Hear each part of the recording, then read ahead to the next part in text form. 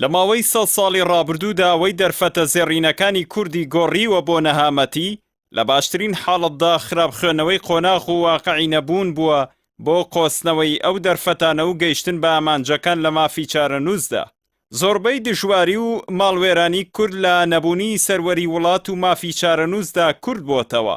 توێژەر و خوێنەری کورد ئەگەر ورد ببێتەوە لە ڕووداوەکانی نێوان ڕێکەوتنامەی سیڤەر و لۆزان، ئەو ڕاستیە تاڵەیی بۆ ڕوون دەبێتەوە کە سیاسەتمەدار و بەناو منەوەری کورد گرەی دەستیان خسۆتە ددان و حازریان بە بزر گۆڕیوەتەوە.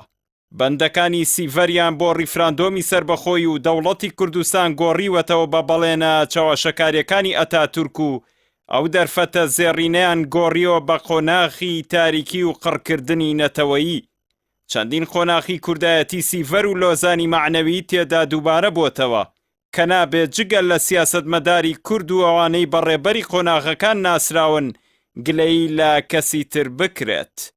هۆکاریەوەش بۆ ئەو بنەما گرنگەی سیاسەت دەگەڕێتەوە کە ئەوە 100 ساڵە سیاسەتمەداری کورد بە بنەما ئەخلاقیەکان سیاسەت دەکات.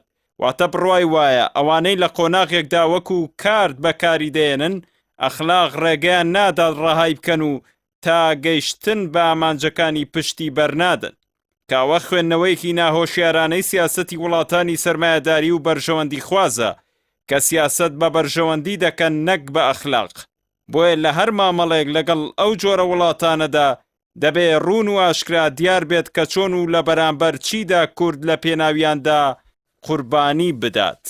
ڕێکەوتنی ئازاری ساڵی 1970 دەستکەوتێکی مێژووی بوو بۆ گەلی کوردستان، بەڵام ئەو ڕێکەوتنە بە گەمەیەکی مخابەڕاتی کرایە قوربانی بەڵێنەکانی ڕژێمی بەناو ئاریا میهری پەهلەوی و دەستگای هەواڵگری ئەمریکا CIA و مۆسادی ئیسرائیلی بەشدار بوون لە دروستکردنی ئەو بڕوایە لە لای سەرکردایەتی کورد کە بەعس و پەهلەوی هەرگیز ڕێک ناکەون و شای ئێرانیش ڕازگۆیە لە پشتیوانی گەلی کووردە. ئەو بوو قۆناغەی سەرکەوتن گۆڕدرا بۆ شکست و نامەتی نەتەوەیی. لە دوای کۆڕەوی ملیۆنی ساڵی 1991 کە سۆزی گیان گۆڕدرا بۆ بەرە و ناساندنی مافی چارەنووس بە گەڕانەوەی بەرەی کوردستانی بۆ بەغدا و قۆناغەش لەبار برا، هەروەکو قۆناغی پەرلەمان و حکومەتیش بە جەنگی ناوخۆ وێران کرا.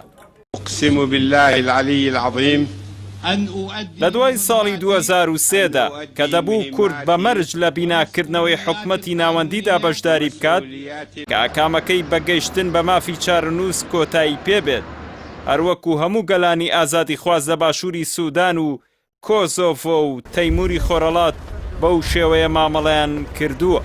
بەڵام لەو گەڕانەوەیدا بۆ بەغدا دەستکەوتی مادی و پۆست و پلا جێگەی خواستە استراتیژی و نەتەوەیەکانی گرتەوە.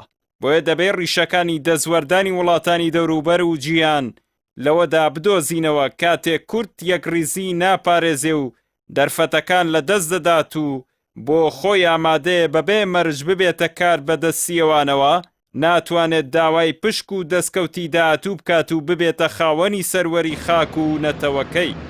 جەنگکردنی لە بریجیان باشترین نمونەی ئەو دیاردەیە کە دوای ئەو قوربانیە گەورەی لە ماوەی چەند سەعاتێکدا لە 151 خاکی کوردستان بە چرای سەوزی ئەوان ڕادەستی بەغدا کرایەوە.